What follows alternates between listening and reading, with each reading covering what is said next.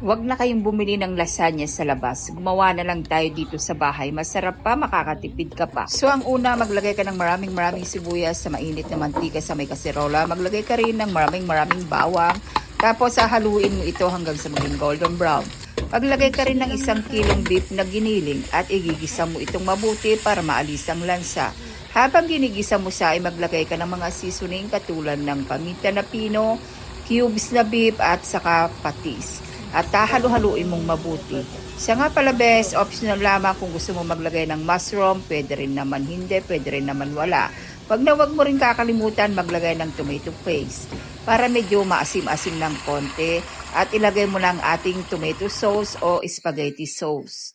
Tapos ay pakukuluin mo lamang ito hanggang ma-achieve mo yung ganyan na consistency. Pagkatapos mong naluto ang sauce ay kailangan mo itong iset aside dahil nga maglalaga tayo ng lasagna pasta. Bahala ka na kung anong klaseng lasagna ang gusto mo. Pag malambot ng ating pasta, set aside mo ito. Pagkatapos, magluluto tayo dito ng ating white sauce. Naglagay ako ng butter, tapos ilagay ko siya ng cornstarch. Pagkatapos natunaw ang ating cornstarch, ay naglagay ako dito ng 2 piraso ng evaporada. Pagkatapos dito ay hahalu-haluin kong mabuti at naglagay din ako ng pampalasa na katulad ng asin, paminta at syempre para lumapot at maging malinamnam ang ating white sauce, maglagay ka ng heavy cream or all-purpose cream.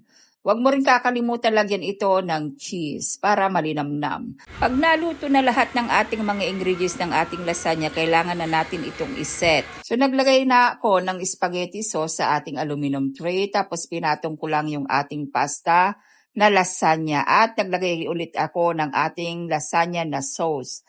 Pagkatapos niyan ay repeat lang ang gagawin mo, bes. Sobrang matrabaho lang ang ating pagluluto ng ating lasagna dahil nga marami siyang proseso at marami rin siyang ingredients. Pero pag naluto naman ito, bes, worth it naman yung iyong pagod. Pag natapos mo lahat, bes, ay ibabaw mo o ilalagay sa top yung ating white sauce. Tapos maglagay ka rin ng mozzarella cheese. Pag natapos mo na, ilagay mo ito sa oven.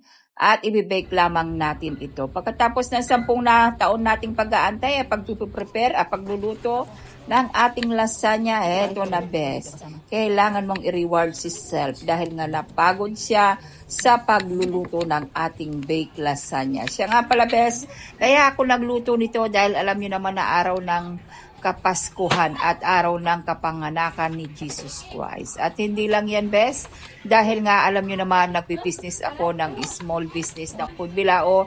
Siyempre, nag-alok din ako sa aking mga suki ng ganitong lasagna at maraming nag-order, best. Pero kailangan mo nang tikman ni Bart's kung anong magiging lasa. Anong lasa, Bart's? Lasa?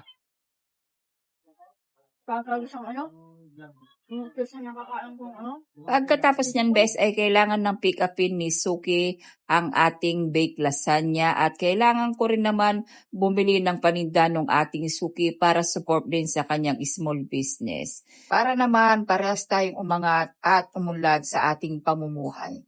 So ayun lang, bes, share ko lang, ingat, God bless, bye!